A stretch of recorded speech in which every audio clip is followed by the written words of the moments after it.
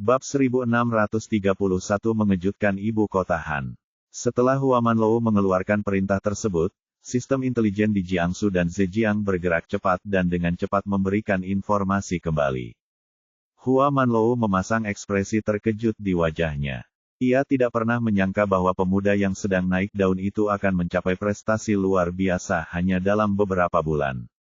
Dia memiliki keterampilan medis yang ajaib dan dikenal dapat menyembuhkan daging dan tulang manusia. Tidak ada penyakit yang tidak dapat dia sembuhkan. Dia dikenal sebagai medis abadi di Tiongkok.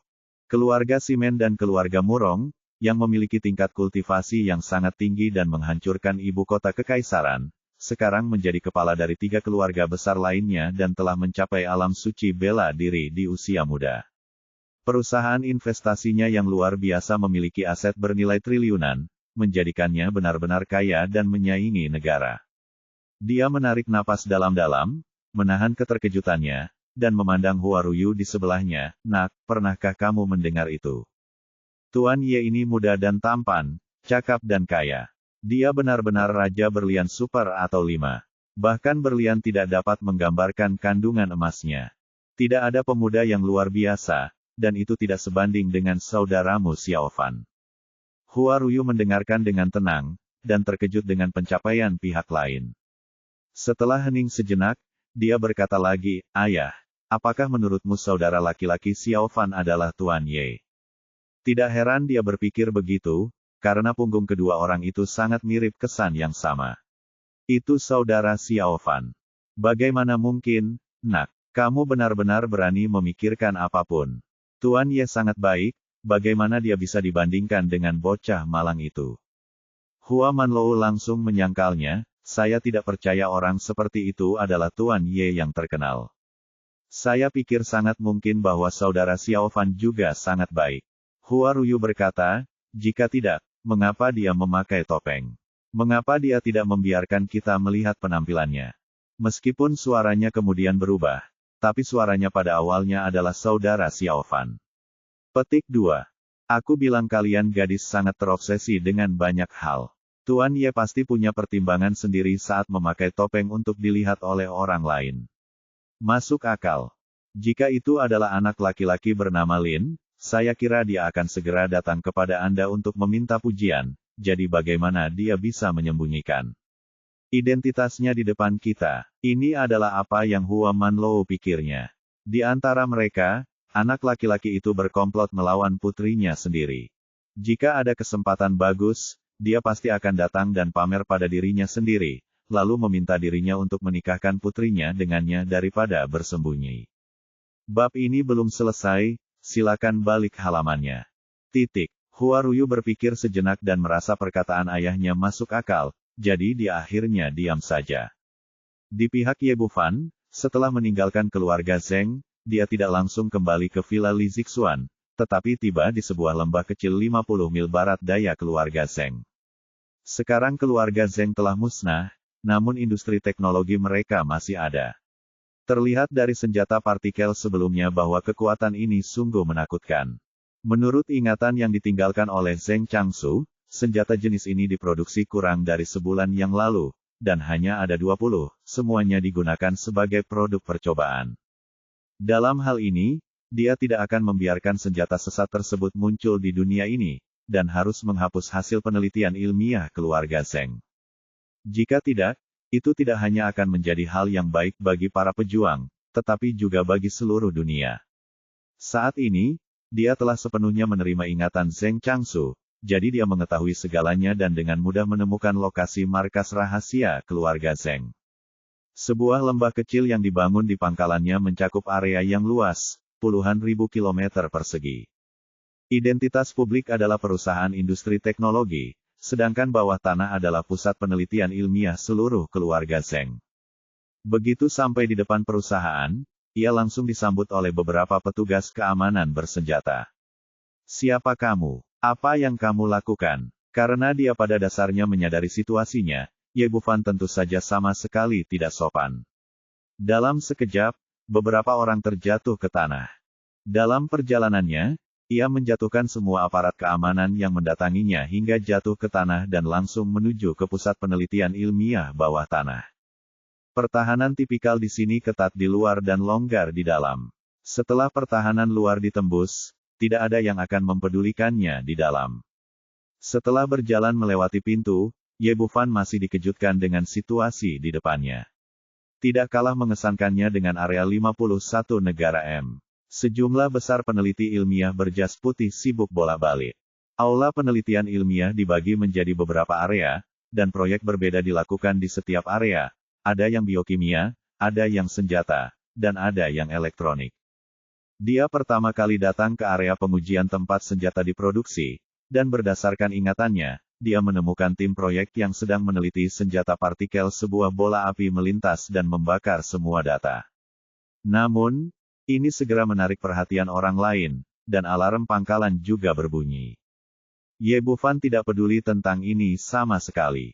Dengan pengalaman area 51, dia benar-benar akrab dengan hal-hal ini, dan dia dengan cepat mengumpulkan semua bahan penelitian ilmiah pangkalan ke dalam ring penyimpanan. Bab ini belum selesai, silakan balik halamannya. Bakar pangkalannya dan pergi dari sini. Adapun para peneliti ilmiah di sini, terserah mereka untuk menjaga diri mereka sendiri. Setelah melakukan semua ini, dia segera kembali ke Villa Li Zixuan. Wanita itu sedang duduk di sofa ketika dia masuk. Meskipun TV menyala, dia tidak berniat menontonnya, dengan ekspresi gugup dan antisipasi di wajahnya. Melihat dia masuk, Li Zixuan berdiri dengan gembira, "Tuan Ye, Anda kembali." Ye Bufan mengangguk, duduk di sofa di sebelahnya, dan menuangkan secangkir teh untuk dirinya sendiri. "Tuan Ye, apa yang terjadi dengan keluarga Zheng?" Li Zixuan bertanya dengan gugup. Dia tahu betul kekuatan keluarga Zheng, ada leluhur yang bertanggung jawab. Ye Bufan mengambil cangkir teh dan menyesapnya, lalu berkata dengan tenang, "Tidak apa-apa, tidak akan ada keluarga Zheng di negara Bangbangmu mulai sekarang." "Apa?" Mendengar kata-katanya, Li Zixuan membuka mulutnya kejutan. Awalnya, ketika dia melihat Ye Bufan kembali dengan selamat, dia mengira dia telah berdamai dengan keluarga Zheng atau kembali dengan sia-sia, tetapi dia tidak berharap untuk langsung menghancurkan keluarga Zheng. "Oke, tidurlah lebih awal, dan terus bantu aku memperhatikan keluargaku besok." Setelah Ye Bufan selesai berbicara, dia langsung pergi ke ruang tamu yang telah diatur untuk beristirahat. Baru setelah dia pergi dalam waktu yang lama, Li Zixuan pulih dari keterkejutannya dan mencubit pahanya dengan keras. Rasa sakit yang menusuk memberitahunya bahwa dia tidak sedang bermimpi dan semuanya nyata. Bagaimana ini mungkin? Itu adalah keluarga Zheng.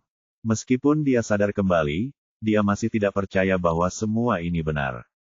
Hingga keesokan paginya, ketika dia menghidupkan teleponnya, semua platform dibanjiri berita bahwa keluarga Zheng telah dihancurkan. Pada saat yang sama, seluruh kota Han berada dalam keterkejutan yang luar biasa. Tidak ada yang menyangka bahwa keluarga Zheng yang dulunya mulia akan menghilang seperti ini. Seseorang dengan niat baik mendapat kabar tersebut dan pergi ke rumah keluarga Zheng untuk melihatnya. Yang mereka lihat hanyalah reruntuhan, bahkan tidak ada satu orang pun di dalamnya. Adapun mereka yang melarikan diri dari keluarga Zheng, beberapa pengawal dan pelayan, mereka bersembunyi sejauh yang mereka bisa.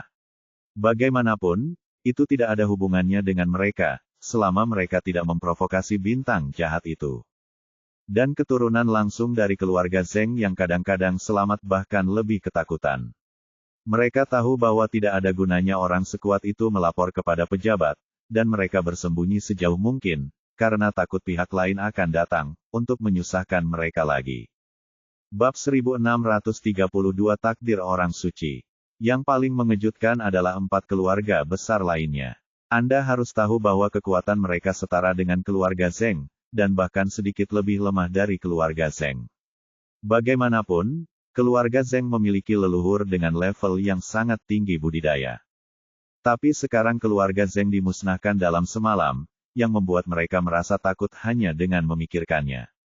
Dengan kata lain, jika orang itu dapat menghancurkan keluarga Zheng, dia juga dapat menghancurkan ketiga keluarga tersebut. Untuk sementara waktu, jaringan intelijen dari 3 keluarga besar beroperasi secara efisien, mencoba mencari tahu siapa yang sebenarnya menghancurkan keluarga Zheng. Di rumah keluarga Pu, Park Jisung dan Li Hai sedang duduk bersama saat ini. Tuan Li, beritahu saya siapa yang begitu kuat sehingga dia benar-benar menghancurkan keluarga Zheng. Nenek moyang keluarga Zheng pasti sedang dalam masalah, jika tidak, mustahil melihat keluarga itu dihancurkan dan tetap acuh tak acuh. Serius dan ragu-ragu sejenak. Lalu dia berkata, jika tebakanku benar, orang itu seharusnya ada di sini. Orang yang mana? Park Jisung tertegun pada awalnya, dan kemudian berkata dengan ekspresi ngeri, kamu bilang Ye Bufan yang datang ke kota Handu. Dia juga menandatangani seluruh properti keluarga Pu dan menjualnya kepada pihak lain seharga $1. Awalnya, Ye Bufan memberi mereka waktu 3 hari untuk menyerahkan semua harta benda mereka, tapi mereka pikir akan baik-baik saja jika melarikan diri kembali ke negeri Bangbang, tapi mereka tidak menyangka pihak lain akan mengejar mereka begitu cepat. Saya kira begitulah masalahnya. Li Hai Zheng berkata, saya telah membaca informasi relevan terbaru tentang keluarga Zheng, dan mereka tidak memprovokasi makhluk kuat manapun. Satu-satunya hal yang agak mencurigakan adalah bahwa Zheng Changsu mengambil milik keluarga Zheng. Nether Guard keluar tadi malam, dan kemudian mengalami bencana. Menurut informasi yang kami terima, orang-orang Tiongkok yang harus dihadapi Zheng Changsu adalah orang-orang yang bisa melawan Nether Guard dan menghancurkan nenek moyang keluarga Zheng Ye Bufan. Park Jisung berkata, orang yang kami kirim untuk mencaplok mereka juga menghilang. Apakah ada hubungannya dengan ini? Li Hai Zheng berkata, saya punya firasat. Semuanya dilakukan oleh Ye Bufan. Sementara keduanya berbicara, kapten pengawal bergegas masuk dari luar, dengan 2 orang di belakangnya. Tuan, tidakkah Anda ingin saya mencari orang-orang keluarga Zheng yang tersebar? Saya menemukan 2 di antaranya. Mereka dulu bekerja sebagai pengawal keluarga Zheng, dan kebetulan mereka ditemukan oleh, bab ini belum selesai, tolong balik halamannya. Benarkah? Hebat. Park Jisung tampak bersemangat, selama dia menemukan keluarga Zheng, dia bisa mengetahui apa yang sedang terjadi. Dia memandang kedua orang itu dan bertanya, apa yang terjadi tadi malam? Siapa yang menghancurkan keluarga Zheng? Itu seorang Tionghoa. Ketika membicarakan apa yang terjadi tadi malam, kedua orang itu jelas masih ketakutan. Semua orang tampak gugup dan tergagap ketika berbicara. Park Jisung berkata, jangan takut, ceritakan dengan jelas apa yang terjadi. Kamu adalah tuan muda. Salah satu pengawal yang berani menarik napas dalam-dalam, menahan keterkejutannya, dan menceritakan apa yang terjadi tadi malam mulai sampai akhir. Akhirnya, dia berkata, orang Tionghoa itu terlalu kejam. Dia melumpuhkan tuan muda kita, membunuh tuan kita, dan pada akhirnya bahkan nenek moyang kita pun dibunuh olehnya. Pria lain dengan berani berkata, orang itu adalah monster. Dia adalah monster bahkan tidak takut dengan peluru, dan kemudian dia bahkan bisa memanggil guntur. Setelah mendengar apa yang dikatakan kedua orang itu, Park Jisung dan Li Hai Zheng saling memandang, dan keduanya melihat keterkejutan di mata satu sama lain. Di saat ini, mereka 90% yakin bahwa orang itu adalah Ye Bufan. Dia menyentuh ponselnya, membukanya dan mengambil foto, apakah ini orang yang kamu bicarakan? Kedua pengawal itu melihat layar ponsel bersama-sama, dan ada foto Ye Bufan di sana. Meski hanya foto, keduanya masih gemetar ketakutan setelah melihatnya, itu dia, itu dia. Ekspresi Park Jisung dan Li Hai Zheng berubah, dan memang Ye Bufan yang datang. Oke, kalian semua turun.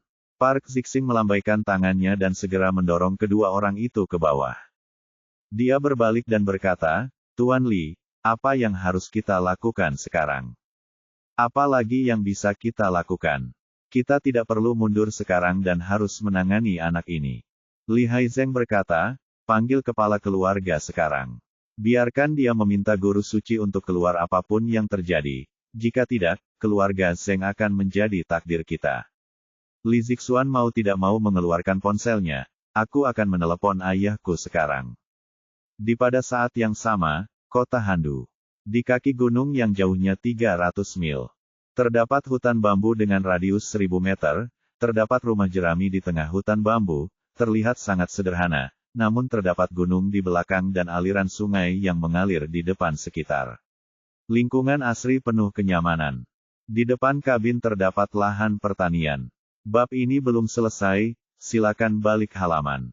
Tempat ditanami terong, paprika, dan tanaman lainnya. Segala sesuatu di sini seolah kembali ke alam, tanpa hiruk-pikuk kota. Duduk di halaman adalah seorang lelaki tua dengan janggut dan rambut putih. Dia tampak keriput dan kurus. Dia mengenakan jubah hitam, tapi matanya sangat cerah, seolah dia bisa memahami segala sesuatu di dunia. Saat ini, dia sedang duduk di bangku kayu sambil memotong kayu bakar. Dia sedang memegang sepotong besi kecil sepanjang sekitar 1 kaki di tangannya, terlihat berkarat dan tidak tajam sama sekali. Tapi kebetulan itu seperti sebilah pisau tajam di tangannya. Sepotong kayu bakar akan dipotong hanya dengan 1 sapuan tangannya, dan setiap kali ukurannya akan merata tanpa ada penyimpangan. Di seberang lelaki tua itu berdiri seorang lelaki, dengan tubuh membungkuk dan ekspresinya sangat hormat. Meskipun dia adalah kepala keluarga Pu dan menguasai properti triliunan dolar, dia tidak berani menunjukkan sikap meremehkan di depan lelaki tua ini. Karena ini adalah Saint Master Jin Senglong yang terkenal di seluruh kerajaan Bangbang. Kalau bicara tentang guru suci, orang awam di kerajaan Bangbang hampir belum pernah mendengarnya. Namun di dunia spiritual dan masyarakat kelas atas, itu hanyalah mitos. Ada banyak legenda tentang dia. Bagi komunitas seni bela diri di negeri Bangbang, ini adalah legenda dan orang suci yang luar biasa. Legenda mengatakan bahwa guru suci lahir di tengah malam, tetapi rumah mereka bersinar dengan cahaya warna-warni, menerangi radius 10 mil. Tak hanya itu, ada aroma menyengat yang butuh waktu 3 hari untuk hilang. Saat itu, semua orang menduga bahwa anak ini jelas bukan orang biasa, namun dia tidak mengecewakan semua orang. Guru suci belajar berjalan ketika dia berusia lebih dari 1 bulan. Dia dapat berbicara dengan orang secara normal dalam 3 bulan. Dia dapat membaca dan mengucapkan ketika dia berusia 1 tahun. Awalnya nama yang diberikan oleh orang tuanya sangat umum, namun kemudian ia langsung mengganti namanya menjadi Jin Senglong. Legenda mengatakan bahwa seorang peramal pernah datang untuk meramal nasib guru suci, tetapi hanya dengan sekali melirik peramal tersebut, dia menjadi benar-benar gila. Sejak saat itu, ia menjadi orang suci yang legendaris, dan tidak ada yang berani meramal nasibnya lagi. Beberapa waktu kemudian, Saint Master berkembang pesat dan menjadi jenius seni bela diri paling mempesona di seluruh kerajaan Bangbang. Dia melangkah ke tingkat bumi pada usia 15 tahun, melangkah ke tingkat surga pada usia 20 tahun, menjadi orang suci seni bela diri termuda pada usia 25 tahun, dan menjadi master nomor 1 yang diakui di seluruh negeri Bangbang pada usia tersebut, dari 30. Pada usia 35 tahun, Guru suci memasuki Tiongkok dengan 1 orang dan 1 pedang, ingin menantang dunia seni bela diri Tiongkok, namun ia kembali ke negeri Bangbang seminggu kemudian. Sejak saat itu, dia mengabdikan dirinya untuk berkultivasi dan tidak pernah keluar negeri lagi. Bab 1633 Santo Guru Jin Senglong. Ada banyak rumor tentang guru suci di Tiongkok. Beberapa orang mengatakan bahwa dia memusnahkan dunia seni bela diri Tiongkok dalam seminggu. Beberapa orang juga mengatakan bahwa dia dikalahkan di Tiongkok dan bersumpah bahwa dia tidak akan pernah meninggalkan negara itu selama sisa hidupnya.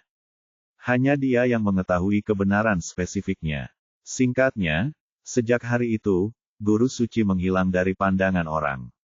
Namun, meski menjalani kehidupan terpencil, guru suci selalu menjaga dunia seni bela diri negeri Bangbang beberapa kali. Ia telah membantu menyelesaikan krisis dan telah lama dipuji sebagai santo pelindung oleh dunia seni bela diri. Kali ini Park Zaixiang melarikan diri kembali ke pedesaan, mengetahui bahwa segala sesuatunya tidak akan mudah untuk dilewati, dan melihat seluruh negara Bangbang, hanya ada 1 guru suci yang memiliki kekuatan untuk bersaing dengan Ye Bufan. Karena itu, dia datang ke sini untuk berkunjung terlebih dahulu dan ingin meminta bantuan guru suci. Orang tua itu hanya duduk di sana memotong kayu satu demi satu. Akhirnya, dia selesai memotong kayu, lalu dia mengangkat kepalanya dan melirik ke arahnya. Kali ini keluarga Pu kita bertemu lawan di Tiongkok.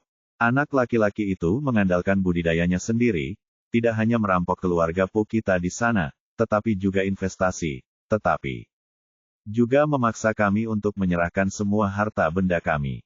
Petik 2. Park Zaixiang menceritakan kisah masalah tersebut, tetapi hitam dan putih dari masalah tersebut sepenuhnya terbalik, menggambarkan dirinya sebagai korban yang tidak bersalah, dan Ye Bufan menggambarkannya sebagai orang yang berkomitmen. Semua kejahatan. Akhirnya, dia berkata dengan menyedihkan, Tuan Sein, keluarga Pu kami benar-benar putus asa sekarang, jadi saya meminta Anda untuk keluar dan memberikan keadilan. Jin Senglong duduk di sana dengan tenang, ekspresinya tidak berubah dari awal hingga akhir. Kamu boleh pergi, ini urusan keluarga Parkmu sendiri, tangani sendiri. Dia tidak punya niat membantu. Kedua, dia menjaga dunia persilatan negeri Bangbang, dan itu tidak ada gunanya sampai hidup dan mati dipertaruhkan. Ini, Park Zaixiang berkata dengan penuh semangat, Tuan Sein, selama Anda bersedia membantu, kami bersedia membayar berapapun harganya, dan kami bahkan bersedia mendedikasikan setengah dari harta keluarga kami untuk Anda. Juga kejam, meskipun dia mengambil mereka memberikan setengah dari harta keluarga mereka, tapi mereka masih memiliki setengahnya lagi. Mereka masih keluarga kaya di negara Bangbang. Jika semuanya diberikan kepada Ye Bufan, maka mereka akan benar-benar melakukannya tidak punya apa-apa. Separuh dari kekayaan keluarga Pu bernilai ratusan miliar. Siapapun pasti sangat senang. Tapi Jin Senglong menggelengkan kepalanya, tidak merasa tergerak sedikit pun, ketika kamu sudah tua, kamu tidak membutuhkan apapun. Aku hanya perlu 1 kali makan, dan sisanya tidak berguna bagiku. Melihat pihak lain sama sekali tidak peduli dengan uang. Tergerak, Park Zaixiang benar-benar tercengang dan berdiri di sana tak berdaya. Dan orang di depannya adalah seorang Saint Master, jadi dia tidak punya pilihan lain selain meminta bantuan. Jika tidak, setelah guru suci marah, keluarga Pu akan dimusnahkan dari negara Bangbang tanpa Ye Bufan mengambil tindakan. Tuan Sein, mohon pikirkan baik-baik. Kami benar-benar tidak punya jalan keluar. Petik 2. Ayo pergi. Jin Senglong melambaikan tangannya tanpa niat untuk mengatakan apa-apa lagi, lalu mengambil setumpuk kayu bakar untuk dipotong. Dia berdiri dan tidak pernah memandangnya lagi. Park Zaixiang dipenuhi dengan keputusasaan dan tidak punya pilihan selain berjalan keluar rumah sakit. Tapi begitu dia sampai di pintu, ponsel di sakunya berdering. Dia mengangkatnya dan melihat bahwa Park Jisung yang menelepon. Menekan tombol jawab, dia bertanya dengan suara rendah, apakah ada yang baik-baik saja? Ayah, sesuatu yang besar terjadi di sini. Park Jisung menceritakan kisahnya dari awal hingga akhir, dan akhirnya berkata dengan mendesak, Ye Bufan sudah telah dihancurkan. Jika keluarga Zeng dikalahkan, kami mungkin adalah keluarga Pu berikutnya. Anda harus mengundang Tuan Sein kembali apapun yang terjadi, jika tidak, kami akan benar-benar dikutuk. Apa? Anak itu datang ke kota Handu dan menghancurkan keluarga Zeng. Park Zaixiang dikejutkan oleh berita itu, lalu bertanya, bagaimana dengan Zeng Sixun, nenek moyang keluarga Zeng? Terbunuh, ku dengar dia hancur total baik jiwa maupun raganya. Park Zaixiang menutup telepon, dan setelah keterkejutannya, secercah harapan muncul di hatinya. Dia sangat jelas tentang alasan mengapa guru suci menolaknya sebelumnya. Keluarga Pu tidak cukup penting, dan itu tidak membahayakan dunia seni bela diri seluruh negara Bangbang. Tetapi situasinya berbeda sekarang. Keluarga Zeng telah dimusnahkan sepenuhnya, dan bahkan leluhurnya telah terbunuh. Dalam hal ini, guru suci tidak punya alasan untuk menolaknya. Memikirkan hal ini, dia segera berlari kembali dan berlutut di depan Jin Senglong sambil menjatuhkan diri. Tuan Guru Suci, mohon buat keputusan untuk dunia seni bela diri negeri Bangbang dan untuk 4 keluarga besar kita. Dia dengan cepat menceritakan kisah bagaimana Ye Bufan menghancurkan keluarga Zeng, dan akhirnya berkata dengan berlinang air mata, Tuan Suci, sekarang Anda tahu betapa sombong dan mendominasi anak itu, dia benar-benar menghancurkan seluruh keluarga Zeng setelah perselisihan. Nenek moyang Zeng Sixun dihancurkan secara fisik dan mental olehnya. Jika Anda terus membiarkannya pergi, kami akan melakukannya semua dihancurkan. Seluruh negeri akan dibantai olehnya. Ada hal seperti itu. Nada bicara Jin Senglong sangat tenang, tetapi cahaya dingin yang tajam melintas di matanya. Seorang pemuda berusia 20-an berani bersikap tidak bermoral. Apakah dia benar-benar berpikir bahwa negara Bangbang kita tidak memiliki siapapun? Melihat guru suci menjadi marah, Park Zaixiang langsung gembira, tetapi dia tidak berani menunjukkannya sama sekali. Dia berteriak dengan wajah sedih, "Tuan Suci, anak laki-laki itu sangat sombong, tolong berikan kami keadilan apapun yang terjadi." Jin Senglong ragu-ragu sejenak, dan kemudian berkata, "Dalam hal ini, pergilah dan berikan kepada orang itu, saya akan melawannya di puncak Gunung Qinglong besok siang." Mendengar bahwa guru suci akhirnya bersedia mengambil tindakan, Park Zaixiang sangat gembira dan terus bersujud di tanah, "Saya mewakili keluarga Pu dan kerajaan Bangbang. Terima kasih guru suci atas bantuan Anda. Oke, ayo pergi." Jin Senglong melambaikan tangannya dan mulai memotong kayu bakar lagi. "Terima kasih, Tuan Suci." Park Zaixiang bersujud dengan hormat lagi, dan ketika dia berdiri, wajahnya penuh dengan ekstasi. Ye Bu Fan, kesombongan dan ketidaktahuanmu membantuku, jika tidak, keluarga Pu kita tidak akan bisa melarikan diri kali ini.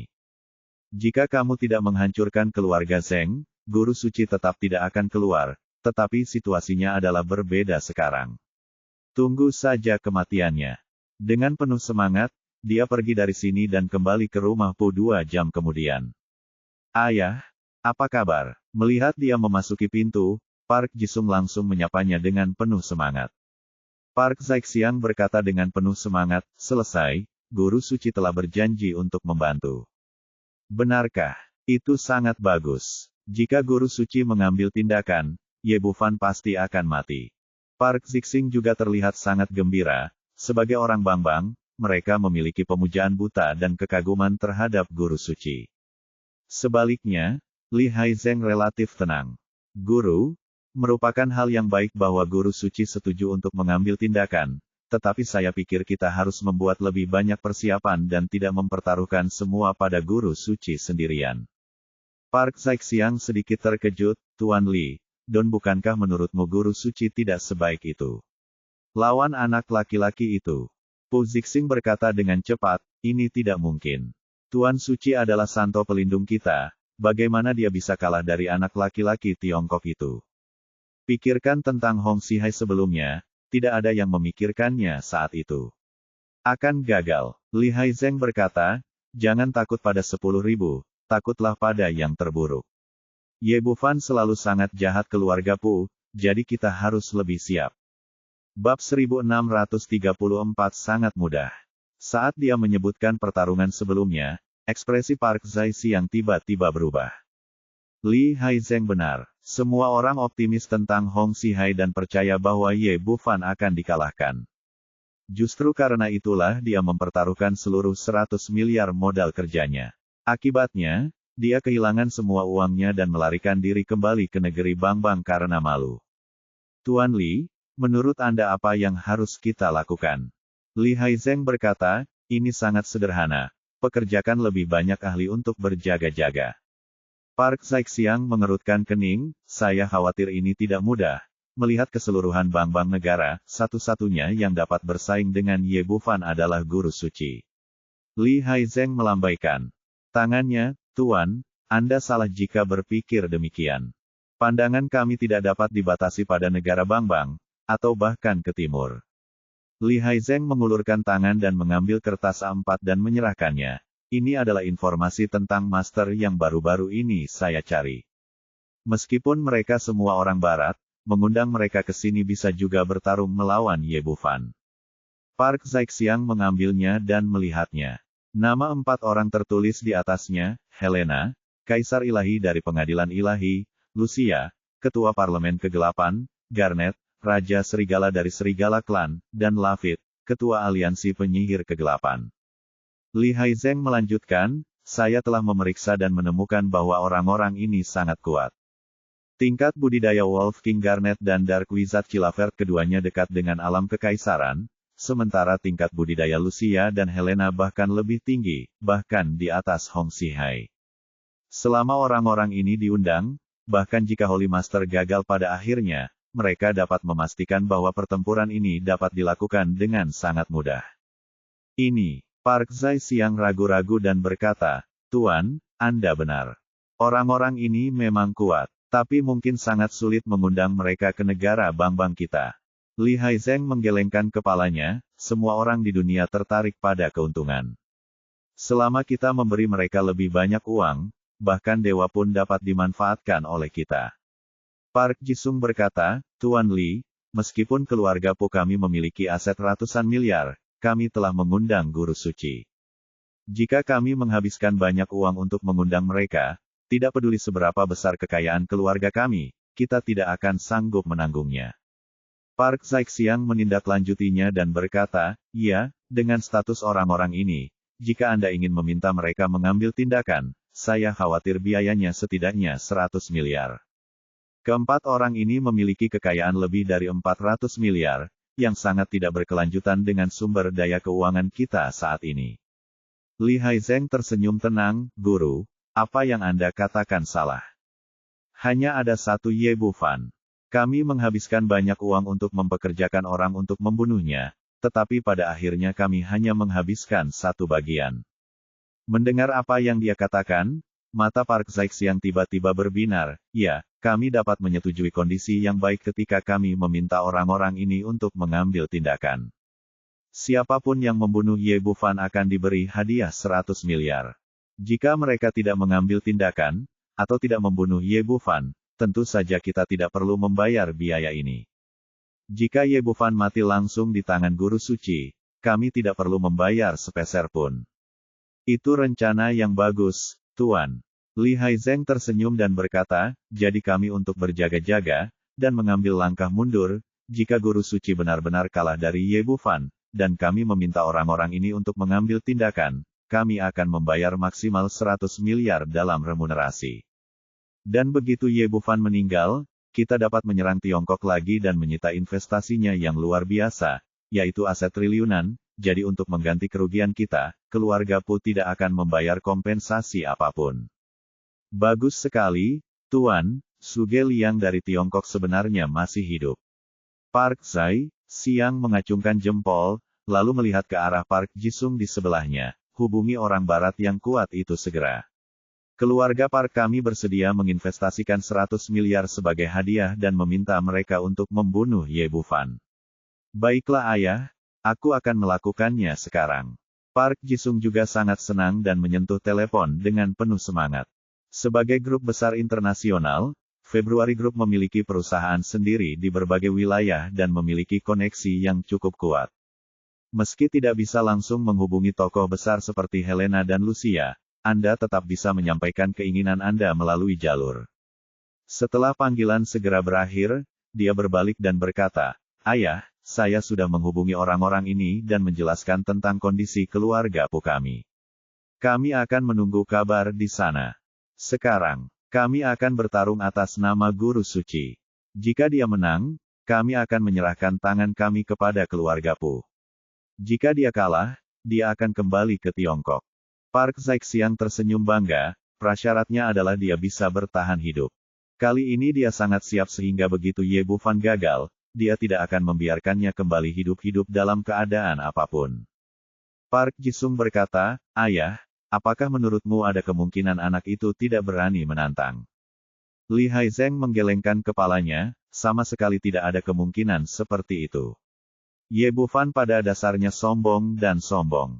Sejak itu dia datang ke negara Bangbang kita, dia telah melakukan pekerjaannya dengan baik jika dia siap, tidak mungkin dia tidak akan bertarung. Itu masuk akal, aku akan pergi sekarang. Setelah berbicara, Park Jisung berbalik dan berjalan keluar pintu. Di villa keluarga Li Zixuan menerima pesan setelah sarapan, lalu berkata kepada Ye Bufan, Bos, saya baru saja menerima kabar bahwa Park Jae Sang telah kembali ke keluarga Park. Aku akan jalan-jalan. Setelah Ye Bufan selesai berbicara, dia hendak berdiri. Pada saat ini, telepon di sakunya berdering. Dia melihat ide penelepon dan melihat bahwa itu adalah panggilan dari Kaisar Dewa Helena. Sayang, apa yang kamu lakukan? Suara bersemangat Helena datang dari sisi lain telepon. Sebelum dia bisa menjawab, dia melanjutkan, biar ku tebak, kamu berada di negeri Bangbang, kan? Tahukah kamu? Tentu saja aku tahu. Helena tersenyum, sayang, kamu pasti baik padaku, kalau tidak aku akan menjualmu. Tahukah kamu berapa banyak yang bisa kamu jual saat ini? Ye Bufan bertanya dengan penuh minat, aku benar-benar tidak tahu berapa harga jualnya. Helena tersenyum, seseorang baru saja menawariku 100 miliar untuk membunuhmu. Ye Bufan langsung mengerti telah tiba di negara Bangbang karena keluarga Zheng hancur. Dia berkata, sepertinya beritaku juga diberitahukan kepadamu oleh keluarga Pu. Ya, si bodoh bernama Pu itu sama sekali tidak mengetahui hubungan kita. Dia sebenarnya ingin mempekerjakanku untuk membunuhmu. Apakah kamu ingin aku membawanya masuk saja? Apakah kamu akan membereskan keluarga Pu? Ye Bufan berkata, tidak, aku akan mengurus sendiri urusan keluarga Pu. Tapi aku merindukanmu, kata Helena penuh semangat. Makan denganku, ngobrol denganku, tidur denganku, dan biarkan kamu menjadi pendampingku, jadi aku harus pergi mencarimu. Kamu baru saja mengambil alih Senting, bagaimana kamu bisa punya waktu? Tidak apa-apa, aku dengan kegelapan sekarang. Hubungan dengan asosiasi itu baik, dan tidak perlu gugup seperti sebelumnya. Aku bisa datang kepadamu kapan saja. Kalau begitu, setujui saja mereka dan datanglah ke negeri Bangbang untuk menemukanku. Ye Bufan berkata sambil tersenyum bercanda. Ingatlah untuk mengumpulkan setengah dari deposit dari mereka terlebih dahulu. Kamu tidak dapat melakukannya tanpa apapun. Bagaimana ini mungkin? Aku tidak akan menerima mereka syaratnya, apalagi melakukan apapun padamu. Orang Barat lebih lugas. Helena tidak mengerti apa yang dia maksud untuk sesaat. Ye Bufan tersenyum dan berkata, pertama, dapatkan sejumlah uang dari mereka, dan kemudian bepergian dengan biaya publik. Datang dan bantu aku mengalahkan mereka bersama-sama. Petik 2. Oh, sayangku, aku mengerti, kamu sangat jahat. Dia menciumku dengan keras di sisi lain telepon dan kemudian menutup telepon. Bab 1635 setengah pembayaran di muka. Ye Bufan baru saja menutup telepon. Sebelum dia bisa meletakkan teleponnya, nada deringnya berdering lagi. Dia tidak bisa menahan senyum sedikit pun. Dia tidak menyangka keluarga Pu akan menghabiskan banyak uang kali ini dan mengundang begitu banyak orang. Telepon itu tersambung, dan Lucia berkata dengan hormat, Tuan Ye, ada sesuatu yang ingin saya laporkan kepada Anda. Baru pada bulan Februari, grup menawari saya 100 miliar untuk melakukan sesuatu kepada Anda. Belum termasuk ini, serigala dari serigala suku Wang Garnet dan Chilavert dari aliansi penyihir kegelapan juga telah menerima tawaran yang sama. Keduanya menawarkan 100 miliar koin Tiongkok untuk menyerang Anda. Petik 2. Dia sangat terkejut setelah mendengar laporan dari bawahannya. Dia tahu bahwa dia bisa duduk di posisi tersebut Ratu Vampir karena Ye Bufan sendirian menempatkannya di sana. Dia bersyukur dari lubuk hatinya, dan dia tidak memiliki keberanian untuk mengambil tindakan terhadapnya. Dia tahu bahwa Ratu Vampir sebelumnya, Valentina, akan mati di tangannya.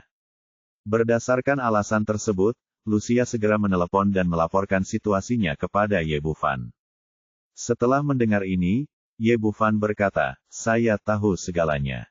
Kalian bertiga telah menyetujuinya. Kalian masing-masing akan menerima uang muka sebesar 50 miliar, dan kemudian datang ke negeri Bangbang untuk bersenang-senang. Tuan Ye, saya akan segera melakukannya. Lakukan apa yang diperintahkan, kata Lucia dan menutup telepon. Ketika dia meletakkan ponselnya, Li Zixuan berkata, Bos, kapan kita akan berangkat? Tidak perlu. Anggota keluarga Pu sudah ada di sini, Anda dapat membuka pintunya. Muncul dalam pikirannya. Oh, Li Zixuan setuju dan pergi ke pintu untuk menyambut Park Jisung masuk. Setelah memasuki pintu, Park Zixing melirik Ye Bufan, masih sedikit ketakutan. Sayangku, aku harus memberitahumu dulu. Aku di sini untuk menyatakan tantangan. Kamu tidak bisa melakukan apapun padaku. Oke, apakah keluarga Pumu yang ingin menyatakan tantangan kepadaku?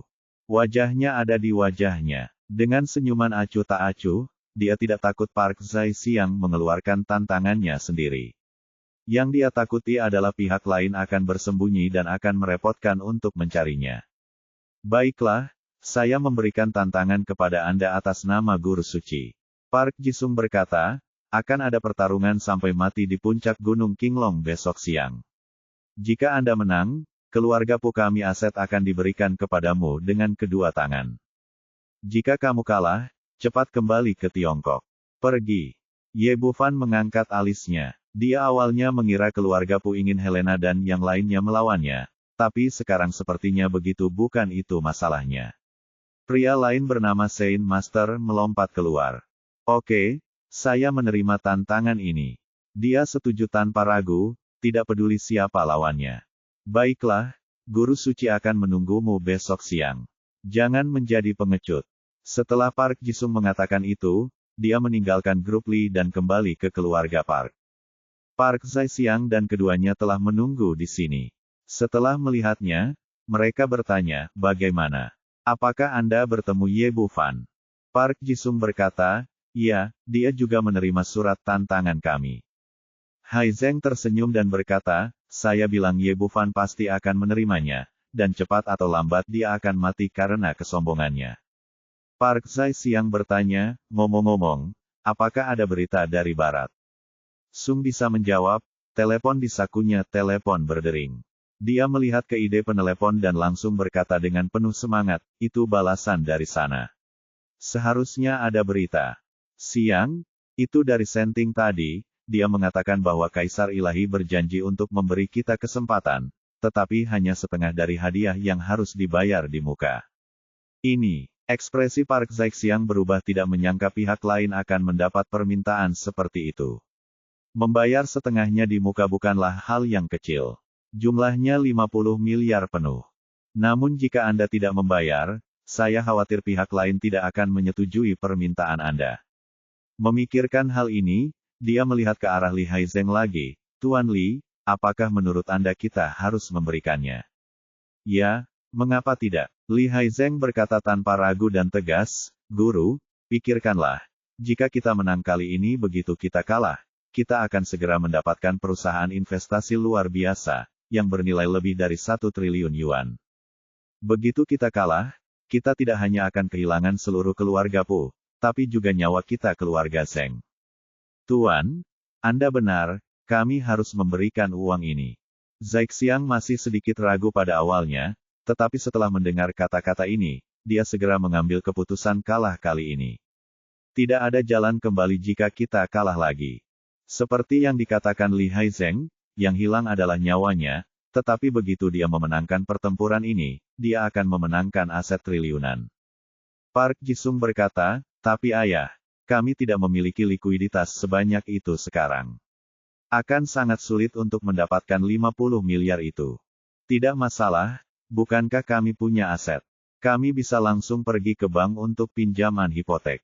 Dengan keluarga Park kita dalam keadaan baik dengan status negara yang kuat, tidak bisakah kita tetap meminjam 50 miliar? Begitu Park Jae-sang selesai berbicara, telepon Park Jisung berdering sekali lagi, kali ini Dewan Kegelapan yang tidak bisa menelepon. Isinya sama persis dengan Senting sebelumnya. Anda boleh setuju untuk mengambil tindakan, tetapi hanya setengah dari remunerasi yang harus dibayar di muka. Telepon di sini baru saja ditutup, dan panggilan dari klan Serigala dan Asosiasi Kegelapan juga masuk, juga dengan pembayaran di muka sebesar 50 miliar. Park Zaixiang ragu-ragu sejenak, lalu akhirnya mengertakkan gigi dan langsung menggadaikan separuh aset keluarga Park dan mengambil pinjaman 200 miliar dari bank. Setelah mendapatkan uang, Park Jisung ragu-ragu, ayah, kamu bilang itu uang yang sangat banyak. Bagaimana jika kita membayarnya di muka dan mereka menyesalinya? Sebelum Park Jae-sung dapat berbicara, Li Haizeng langsung berkata, ini tidak mungkin.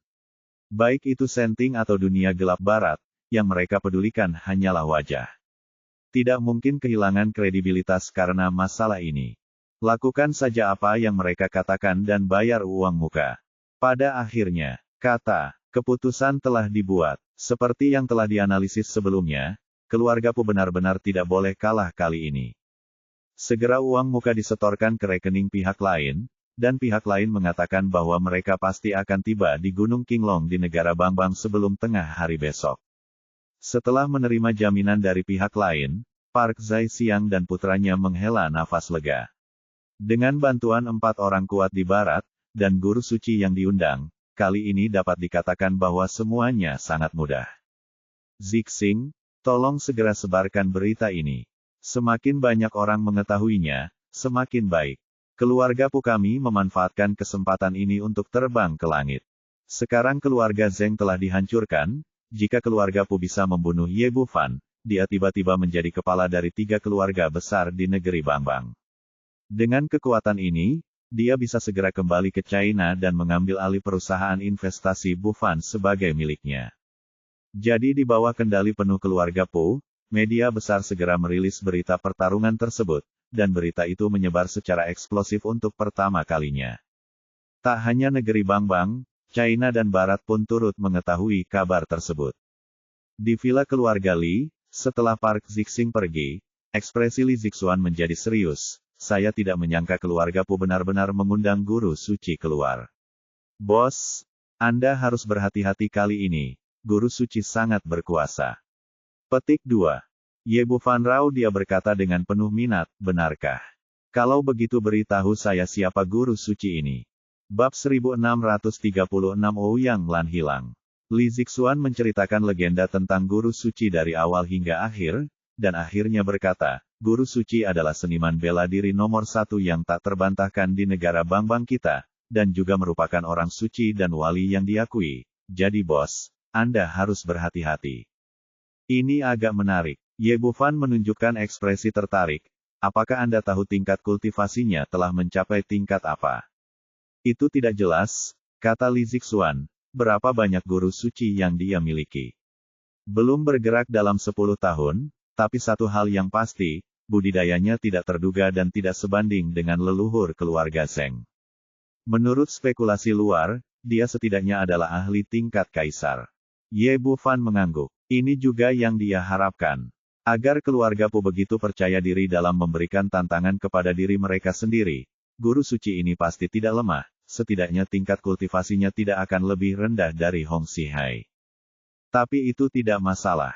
Jika hanya Anda, mungkin masih ada beberapa risiko, tetapi pihak lain telah mengundang orang-orang berkuasa dari dunia barat untuk Anda, dan Anda masih yakin akan kemenangan. Saat ini, teleponnya berdering lagi, itu adalah panggilan Situ Dianmo. Saudaraku Ye, kudengar kamu punya janji dengan guru suci kerajaan Bangbang. Apakah itu benar? Ye Bufan tersenyum tipis, beritanya cukup cepat. Paviliun Suanyuan mengontrol sumber berita di dunia. Bagaimana mungkin dia tidak mengetahuinya? Selain itu, keluarga Pu telah membuat banyak keributan tentang masalah ini dan telah diketahui semua orang di dunia seni bela diri. Mustahil untuk tidak mengetahuinya. Situ Dianmo berkata, Saudara Ye, guru suci Jin Senglong itu juga luar biasa. Seorang tokoh legendaris di negeri ini, budidayanya tidak kalah dengan Hong Sihai. Apakah Anda ingin saya pergi ke sana dan membantu Anda? Tidak, saya bisa mengatasinya sendiri, Ye Bufan berkata.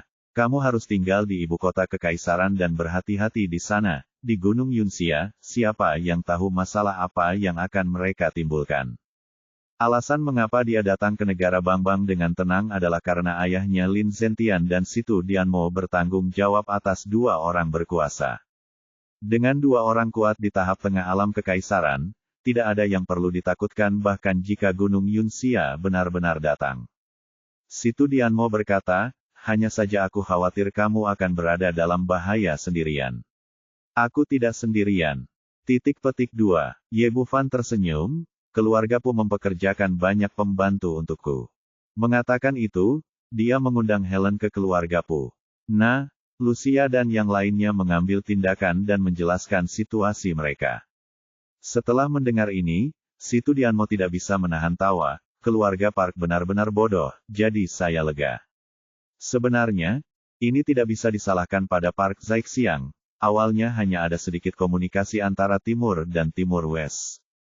Bab ini belum selesai, silakan balik halamannya.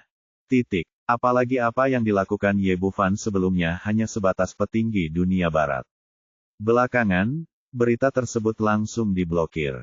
Terlebih lagi, fakta bahwa seorang pemuda menaklukkan seluruh dunia barat sungguh luar biasa sehingga kebanyakan orang bahkan tidak berani memikirkannya, dan tidak ada yang akan mempercayainya jika mereka menceritakannya. Keduanya mengobrol sebentar lalu menutup telepon. Di Istana Surgawi, Lin Zentian dan Chang Sun Dongju duduk berdekatan. Meskipun mereka telah bersatu kembali selama beberapa waktu, mereka masih tidak dapat dipisahkan dan sepertinya ingin menebus kehilangan mereka selama bertahun-tahun. Tepat ketika keduanya merasa lembut dan penuh kasih sayang, Lin Zentian tiba-tiba menerima laporan dari bawahannya, dan ekspresinya menjadi serius ketika dia kembali. Melihat suasana hatinya sedang tidak baik, putra tertua Dongju bertanya, "Ada apa, Saudara Tian?" Petik 2. Itu anak Xiao Fan. Besok dia akan ada janji dengan Saint Master Jin Senglong di negeri Bangbang. Tentang. Petik 2 tanda tanya petik 2. Chang Sun Dongju kini telah menerima kenyataan bahwa putranya adalah seorang pejuang, dan tidak terlalu khawatir dengan ajakan bertarungnya. Lagi pula, untuk waktu yang lama, Ye Bufan sepertinya tidak terlalu menderita karena bertarung melawan orang lain. Anda tidak tahu bahwa di antara orang-orang berkuasa yang dikendalikan oleh Tiangong kita, ada 2 orang di seluruh kerajaan Bangbang. Satu adalah Zheng Sixun dari keluarga Zheng, dan yang lainnya adalah Saint Master Jin Senglong. Tadi malam, keluarga Zheng dimusnahkan oleh Xiao Fan, yang juga membunuh Zheng Sixun, dan sekarang dia ingin menantang Jin Senglong. Chang Sun Dongju berkata, "Saya percaya bahwa karakter anak Xiao Fan, karena dia membunuhnya, dialah yang pantas untuk dibunuh." Petik 2. Saya tahu ini. Keluarga Zheng telah melakukan banyak kejahatan selama bertahun-tahun, dan Zheng Sixun bahkan mempraktikkan keterampilan jahat. Dia pantas mati. Petik 2. Yang saya khawatirkan adalah Jin Senglong. Orang tua itu tidak bergerak selama beberapa dekade. Kultivasinya tidak terduga. Saya sedang memikirkan apakah akan mengadakan pertempuran untuk Xiao Fan, atau langsung mengambil alih pertempuran untuknya. Lin Zentian tampak cemas, tetapi putra tertua Dongju tidak terlalu peduli. Petik 2.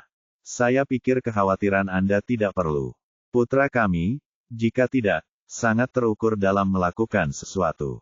Akan menderita kerugian. Mendengar perkataannya, Lin Zentian sedikit bingung. Dia tidak bisa memutuskan apakah dia harus membiarkan putranya tumbuh besar atau pergi dan membantunya. Namun saat ini, telepon Chang Sun Dongju berdering. Itu adalah Chang Sun Chang. Panggilan datang dari Song. Ketika panggilan tersambung, "Ma, bab ini belum selesai, silakan balik halaman." Mendengar suara mendesak, "Adik, sesuatu terjadi, Ouyang Lan diculik oleh Gunung Yunxia." Petik 2. Apa? Berita ini benar-benar membuat takut Chang Sun Dongju. Tangannya gemetar dan ponselnya hampir jatuh ke tanah. "Saudaraku, apa yang terjadi?" Chang Sun Changsong berkata, "Saya tidak bisa menjelaskannya dengan jelas melalui telepon. Anda harus kembali dengan saudara ipar Anda sesegera mungkin. Sekarang, dia sudah tahu tentang reuni Chang Sun Dongju dan Lin Zentian, dan hanya penguasa istana Tiangong yang cocok untuk menangani masalah yang berkaitan dengan Gunung Yunxia." "Oke, saya akan segera kembali." Chang Sun Dongju menutup telepon, mengangkat Lin Zentian dan berjalan keluar. "Cepat ikuti aku kembali ke rumah Chang Sun." Petik 2. Lin Zentian bertanya sambil berjalan, "Ada apa? Apa yang telah terjadi?" Petik 2. Gunung Yunxia menculik Ouyang Lan. "Sial, apa yang sedang dilakukan Gunung Yunxia? Apakah Anda lupa bahwa Anda berasal dari keluarga terkenal?" Mendengar berita itu, ekspresi Lin Zentian dengan cepat menjadi gelap. Tidak peduli apapun, Ouyang Lan adalah ibu angkat putranya, dan hutangnya tidak akan pernah berakhir seumur hidupnya. Karena itu, dia tidak ragu-ragu dan mengambil putra sulungnya Dongju Yukong langsung terbang dan segera mendarat di rumah Chang Sun. Saat ini, banyak orang telah berkumpul di aula keluarga Chang Sun, termasuk kepala 3 keluarga besar Chang Sun, Dongfang, dan Sima, serta Situ Dianmo, Su Ruyue dan gadis-gadis lainnya. Berbeda dari masa lalu, Dongfang Huizong berdiri dengan kepala menunduk, seolah-olah dia adalah seorang anak kecil yang telah melakukan kesalahan. Ketika mereka melihat putra sulung Dongju memasuki pintu, semua orang langsung menyapanya, karena ini bukan hal biasa.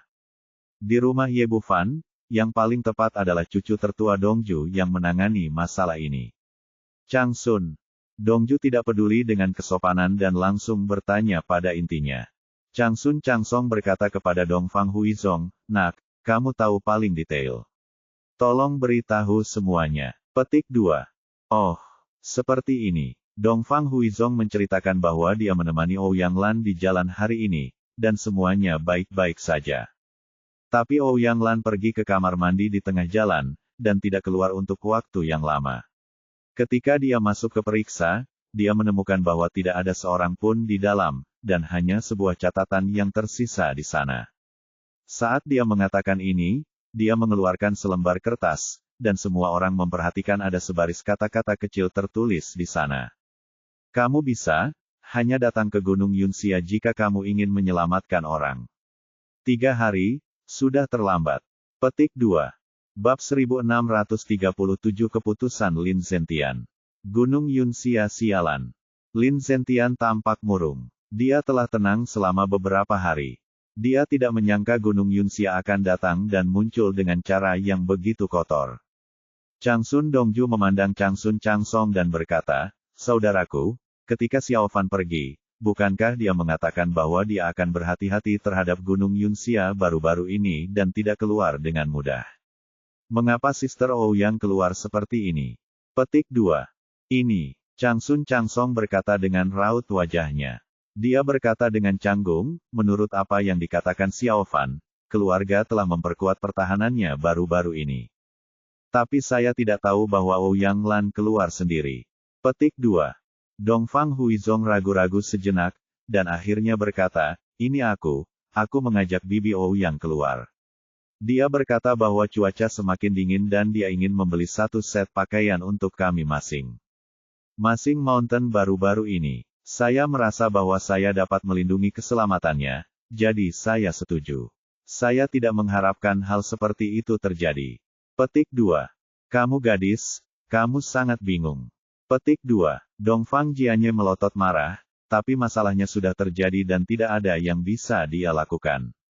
Chang Sun Chang Song berkata, "Baiklah saudara Dongfang, masalahnya sudah terungkap sekarang. Ini bukan waktunya untuk menyelidiki tanggung jawab. Prioritas utama sekarang adalah mempelajari bagaimana menyelamatkan orang dan apakah akan memberi tahu Xiao Fan. Xiao Fan sudah saya menerima surat tantangan dari Saint Master Jin Senglong dari Kerajaan Bangbang. Jika dia mengetahui berita tersebut saat ini, pasti akan berdampak besar pada psikologinya, yang pada gilirannya akan mempengaruhi perang besok." Petik 2. Dongfang Jianye berkata, "Saya ingin melihatnya. Dengan karakter Xiao Fan, saya khawatir dia tidak akan pergi ke pertempuran besok setelah mendengar berita ini, dan akan segera menyerang Gunung Yunxia." Petik 2.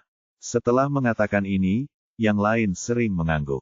Ye Bufan adalah orang yang sangat berbakti, terutama kepada kedua ibunya.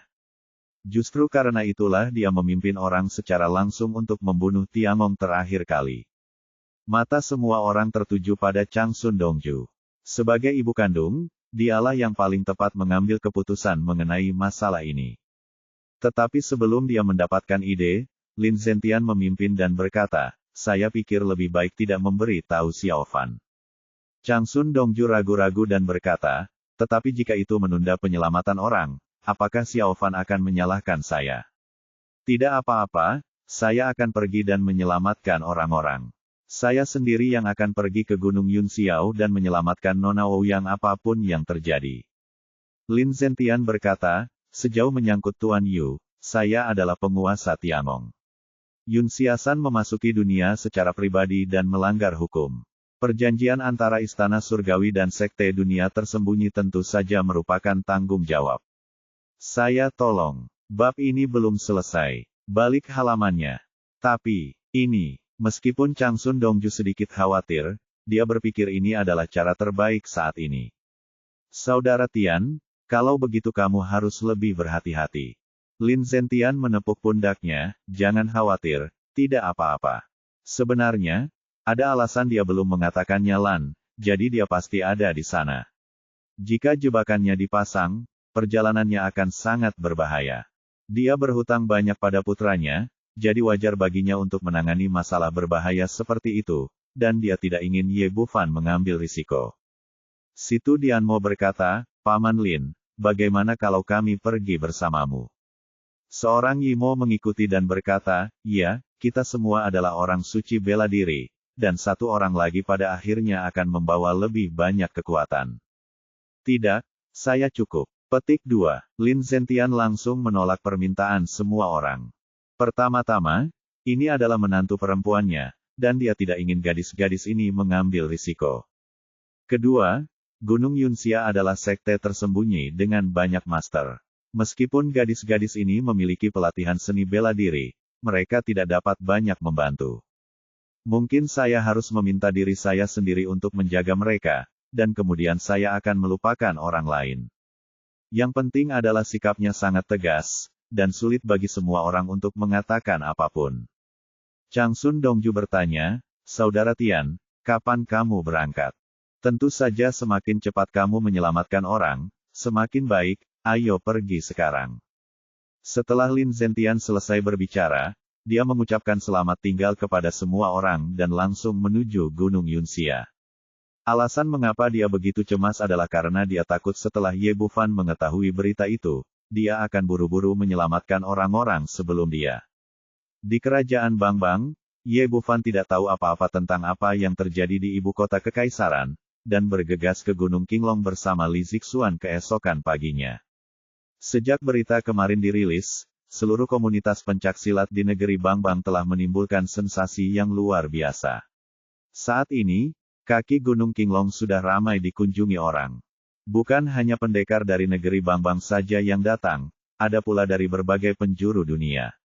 Ada juga gunung pendek di kaki Gunung Qinglong yang sepertinya tingginya hanya beberapa puluh meter, namun merupakan lokasi paling cocok untuk menyaksikan pertempuran di Gunung Qinglong. Keluarga Pu sangat mementingkan keterlibatan ini dan telah menyiapkan platform tinggi di sini sejak dini. Karena orang yang diundang kali ini adalah guru suci, dan ada juga orang kuat dari barat yang datang, dekorasi di sini sangatlah mewah. Sofa kulit terbaik disusun di platform tinggi, dan bendera warna-warni berkibar di mana-mana. Suaranya sangat keras sehingga siapapun yang datang ke Gunung Qinglong akan melihatnya. Park Jae Sanghua, bab ini belum selesai, silakan balik halamannya. Park Jisung dan anggota inti keluarga Park menunggu di sini lebih awal, menunggu kedatangan orang-orang berkuasa dari semua sisi. Sebagai perbandingan, kedatangan Ye Bufan tampak terlalu biasa. Kedua orang itu datang ke sini tanpa menarik perhatian siapapun. Kadang-kadang, beberapa orang menoleh, dan mata mereka tertuju pada Li Zixuan yang cantik. Sekarang posisi terbaik ditempati oleh keluarga Pu, mereka sampai di gundukan kecil di sebelahnya. Ye Bufan mengeluarkan dua kuda kecil dan duduk satu per satu. Li Zixuan tidak bisa menahan diri untuk tidak berkata, Bos, kita seharusnya mengaturnya terlebih dahulu. Tampaknya ini terlalu buruk. Apa gunanya ini? Ye Bufan tersenyum tipis, tunggu sebentar. Pertempurannya adalah tentang kultivasi tidak peduli seberapa besar momentum yang dia bangun, itu tidak ada gunanya. Meskipun Li Zixuan setuju dengan prinsip ini, dia selalu merasa bahwa cara bosnya tampil sangat buruk. Karena mereka datang lebih awal, mereka berdua duduk di sini dengan tenang menunggu datangnya siang hari. Pada saat ini, sebuah suara penuh kejutan datang dari belakang, Saudara Xiaofan, apakah kamu di sini juga? Ye Bufan dan dua orang lainnya menoleh ke belakang dan melihat Hua Manlou dan Hua Ruyu berjalan mendekat. Setelah apa yang terjadi pada keluarga Zheng, Hua Manlou awalnya ingin membawa putrinya kembali ke Jiangsu dan Zhejiang, tetapi sebelum dia bisa pergi, dia menerima kabar tentang penunjukan Ye Bufan untuk melawan guru suci. Sebagai ahli tingkat surga, Hua Manlou secara alami tidak mau melepaskan kesempatan sekali seumur hidup ini. Selain itu, nyawa mereka telah diselamatkan oleh Ye Bufan sebelumnya, jadi mereka tentu ingin datang dan bersorak untuk penyelamat mereka. Setelah tiba di sini, Hua Ruyu mencari kemana-mana dengan matanya yang besar dan indah, berharap dapat bertemu dengan saudara Xiaofan lagi, tetapi dia tidak menyangka bahwa dia benar-benar menemukannya. Setelah melihat Ye Bufan, dia segera bergegas seperti kupu-kupu ceria, mengulurkan tangan dan meraih lengan orang lain. Saudara Xiao Fan, apakah kamu di sini untuk menonton pertandingan juga? Ye Bufan tidak menyangka akan bertemu Hua Ruyu, dan agak terkejut. Dia berkata dengan santai, "Oh, saya baru saja datang untuk melihat." Kedua orang itu berbicara dengan penuh kasih sayang, dan orang-orang di belakang mereka berkata. Hua Manlou mengerutkan kening dan berkata dengan suara yang dalam, "Anak ini benar-benar menghantui dan kamu dapat bertemu dengannya kemanapun dia pergi." Dia sangat tidak menyukai pemuda di depannya dan merasa bahwa dia terlalu sombong. Tapi putriku sangat menyukainya. Lao Zhang mengikuti di sampingnya dan berkata dengan hormat, "Guru, kultivasi Tuan Lin tidak lemah. Bukan hal yang aneh untuk datang menyaksikan pertempuran antara Dewa Medis dan Guru Suci. Dia telah menamparkan Ye Bufan sebelumnya, tetapi terkejut saya menderita luka dalam, dan saya masih merasa takut ketika memikirkannya." Bab 1638 Saya sudah berdiri di atap gedung. Hua Manlou masih terlihat murung. Melihat putrinya dan Ye Bufan berbicara dan tertawa, dia merasa sangat marah. Meski memutuskan pernikahannya dengan keluarga Zheng, dia tetap tidak ingin Hua Ruyu menyukai pria sombong di depannya. Dia berjalan ke arah Ye Bufan dengan tatapan muram, "Kemarilah, ada sesuatu yang ingin kukatakan padamu." Setelah mengatakan itu, tanpa menunggu pihak lain menjawab, dia berbalik dan berjalan menuju puncak bukit di sebelahnya. Ye Bufan menggelengkan kepalanya tanpa daya. Awalnya dia tidak ingin memperhatikan ayah dan anak perempuan keluarga Hua, jika tidak, dia tidak akan menyembunyikan identitasnya di keluarga Zheng. Tapi sekarang saya tidak punya pilihan selain pergi ke sana dan melihatnya. Dia berdiri dan mengikuti Hua Manlou secara metodis ke puncak bukit. Bukit ini terlihat sangat sepi karena menghadap Gunung Qinglong dengan punggungnya, berlawanan dengan mereka yang datang untuk menyaksikan pertempuran. Kedua orang itu berdiri di sini memandang ke pegunungan dan menghadap angin. Setelah menunggu beberapa saat, pihak lain masih tidak berbicara. Ye Bufan hanya bisa mengerutkan kening, "Jika kamu baik-baik saja, aku akan kembali." Hua Manlou sombong di mata orang lain, tapi dia tidak menerimanya itu serius sekali. Dia adalah master nomor 1 di Jiangsu dan Zhejiang, dengan kekayaan bersih ratusan miliar, sangat mustahil untuk menyingkirkannya di hadapannya. "Apa yang kamu lihat di sini?" Hua Manlou akhirnya berbicara. "Tidak apa-apa, kecuali gunung." Ye Bufan berkata dengan santai.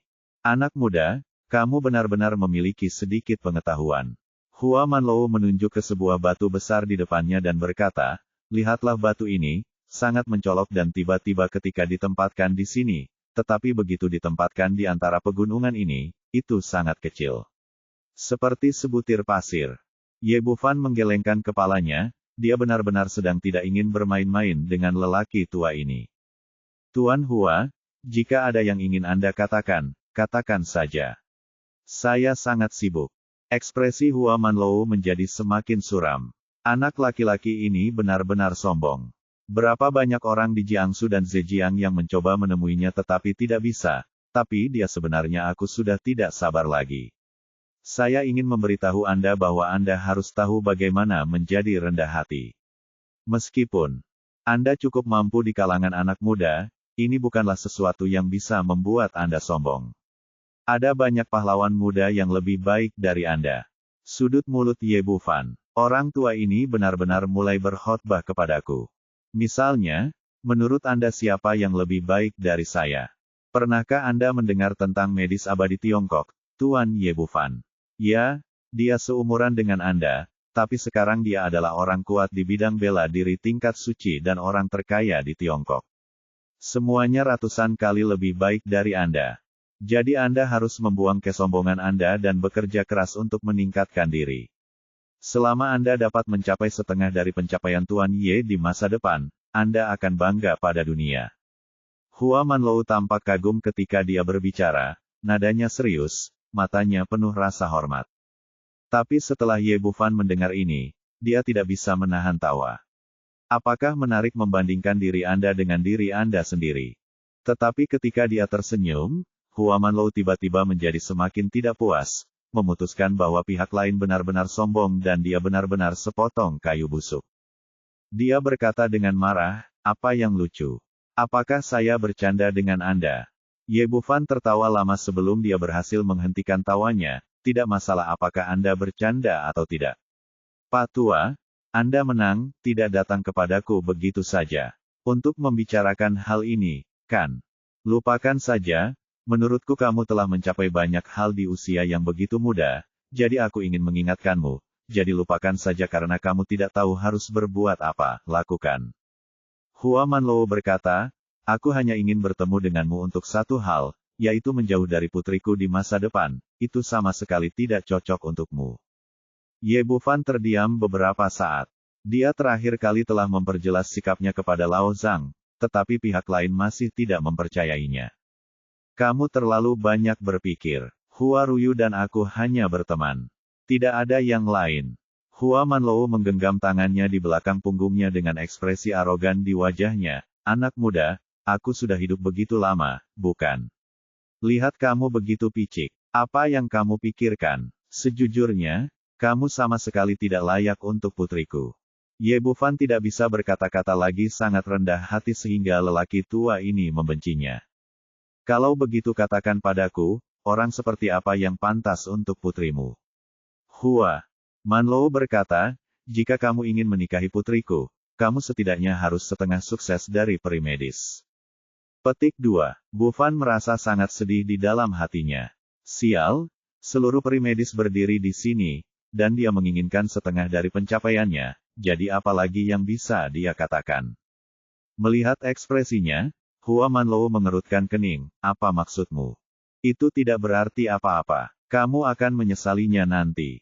Ye Bufan tidak mau repot-repot berbicara omong kosong dengannya, jadi dia berbalik dan berjalan kembali.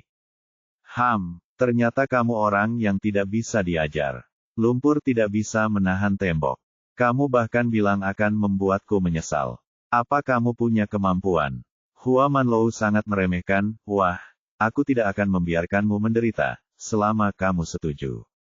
Jika kamu tidak melihat putriku lagi, aku bisa memberimu beberapa petunjuk dalam seni bela diri. Sebelum Ye Bufan bisa menjawabnya, dia berkata lagi, jangan, saya tidak menolak hanya karena apa yang disebut wajah. Saya beritahu Anda, saya adalah ahli seni bela diri nomor 1 di Jiangsu dan Zhejiang. Wawasan yang Anda peroleh berada di luar jangkauan Anda. Hanya beberapa tips dari saya yang dapat membantu Anda mencapai yang lebih tinggi tingkat. Ekspresi kebanggaan di wajah Hua Manlou saat dia berbicara begitu menarik baginya. Siapapun akan tergerak oleh kondisi tersebut, apalagi pemuda seperti itu di depannya. Naik ke tingkat berikutnya, Ye Bufan kembali menatapnya dan tersenyum, dengan ekspresi bercanda di wajahnya, tidak perlu, aku sudah berdiri di atas gedung. Ke surga bagi Hua Manlou, dia memang berdiri di atas gedung. Sombong, cuek, dan putus asa. Melihat niat baiknya dihina, Hua Manlou sangat marah hingga dia sangat membenci pemuda ini. Ye Bufan mengabaikannya dan terus berjalan menuruni gunung. Ketika dia melihat dirinya mengambil tindakan, dia tidak tahu betapa indahnya ekspresi lelaki tua yang terlalu percaya diri ini. Begitu dia kembali ke posisi sebelumnya, Hua Ruyu segera mendatanginya dan memandangnya dengan cermat dari ujung kepala hingga ujung kaki. Saudara Xiao Fan, ayahku tidak melakukan apapun padamu, kan? Dia baru saja gelisah. Dia tahu sifat ayahnya dan takut ayahnya akan mengambil tindakan jika dia mengatakan sesuatu yang tidak pantas. Meskipun saudara laki-laki Xiao Fan kuat, dia jelas bukan tandingan ayahnya. Ye Bufan tersenyum tipis, tidak apa-apa, kita mengobrol dengan baik. Hua Ruyu hendak mengatakan sesuatu ketika Hua Manlou kembali dan berkata dengan tatapan muram, nak, kemarilah. Petik 2. Menghentakkan kakinya. Meskipun dia sangat enggan, dia tidak bisa menghentikan keagungan ayahnya dan akhirnya berjalan kembali. Hua Manlou mendengus dingin dan menariknya untuk duduk di atas batu besar di sebelahnya. Ye Bufan tidak peduli. Lagi pula dia tidak memikirkan Hua Ruyu, jadi dia akan duduk kembali di atas kuda kecilnya. Namun kali ini, 7 atau 8 orang lagi datang, dipimpin oleh 2 pemuda berusia 30-an, salah satunya adalah Cui Mingpu dari Hanwei Taekwondo Gym. Pada saat yang sama, Cui Mingpu juga melihatnya, dan langsung terkejut, berseru, itu kamu. Bab 1639, uang tidak terbuang percuma. Cui Mingpu memprovokasi Ye Bufan sebelumnya, dan kebetulan bertemu dengan Li Ziji yang memimpin seorang pria bersenjata di sana. Adegan itu benar-benar membuatnya takut. Memikirkannya sekarang, seluruh tubuhnya masih gemetar. Reaksinya yang tidak normal segera menarik perhatian orang lain. Pemuda di sebelahnya berkata, apakah Anda kenal orang ini? Cui Mingpu menelan ludah dan berkata dengan gugup, saudaraku, dialah yang saya katakan kepada Anda. Seseorang yang terkena peluru paksa. Menangkap peluru dengan paksa. Pemuda itu tersenyum menghina, adik, sudah kubilang dia pembohong. Bagaimana mungkin ada orang di dunia ini yang tidak takut dengan peluru? Pemuda itu adalah kakak laki-laki Cui Mingpu, Jin Taihan, pemilik Hanwei Taekwondo Gym, memiliki sabuk hitam tingkat 9 di Taekwondo.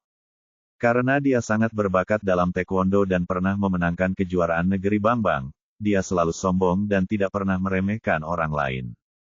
Cui Mingpu benar-benar ketakutan dan berkata dengan cepat, apa yang saya katakan itu benar, kakak, ayo pergi. Kenapa pergi? Kamu benar-benar tidak berguna. Kamu sangat ditakuti oleh pembohong. Bukan, pernahkah kamu pernah mendengar tentang bom yang disebut bom ledakan udara? Anda pasti telah ditipu oleh seseorang, dan orang-orang itulah yang dia pekerjakan. Petik 2.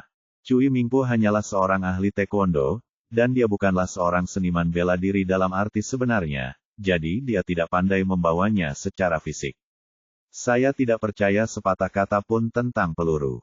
Tunggu saja, mari kita lihat bagaimana kakak laki-lakimu, aku akan memberi pelajaran pada anak itu dan membalaskan dendammu.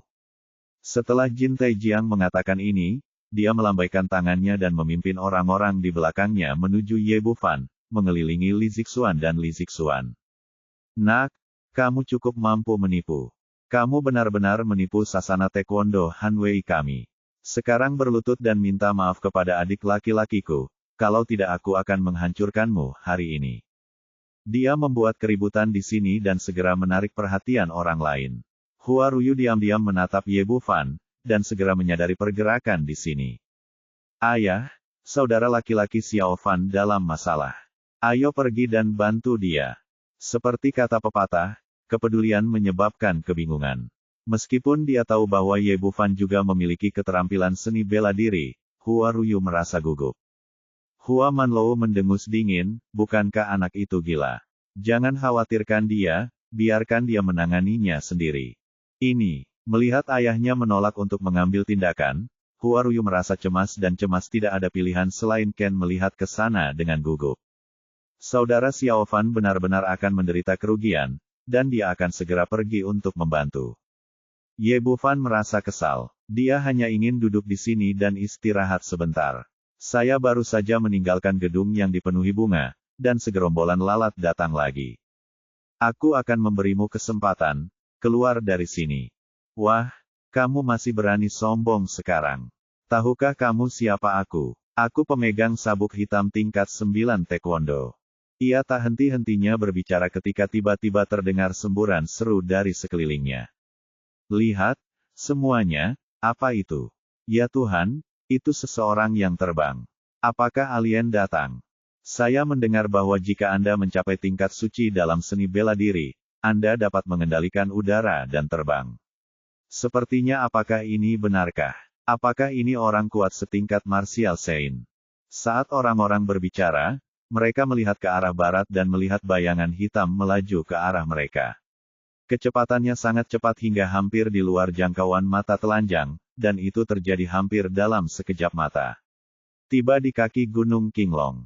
Baru setelah pria itu berhenti, semua orang dapat melihat sosoknya dengan jelas.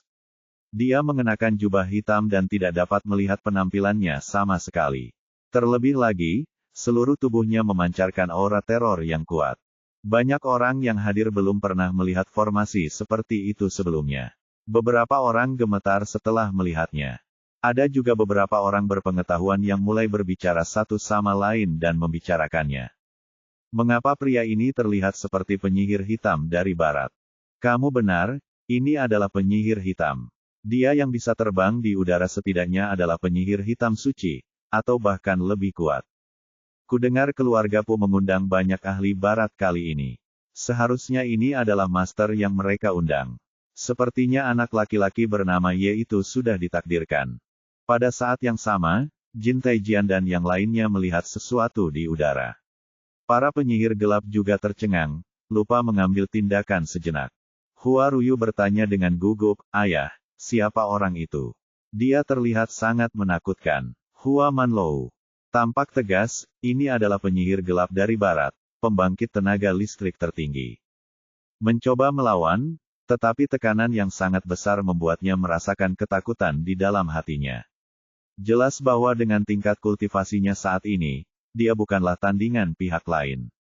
Untuk sesaat, seluruh Gunung Qinglong dipenuhi dengan ekspresi sangat terkejut.